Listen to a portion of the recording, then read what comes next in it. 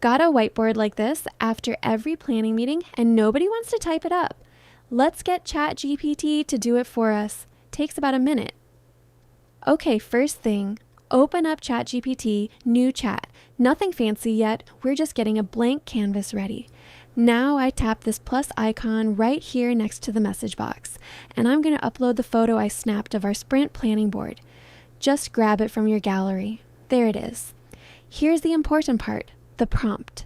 I'm asking it to turn the photo into typed notes, group everything by owner instead of initials, and pull the blockers into their own section. Hit send. And look at that. It read the handwriting, matched MK and SP to the actual names from the sticky note, and organized it owner by owner. Way easier to read than the whiteboard. Last step, copy that whole response and paste it straight into your team channel. Done. No more squinting at blurry whiteboard photos in Slack.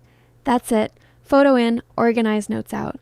Try it on your next planning session and see how much time it saves.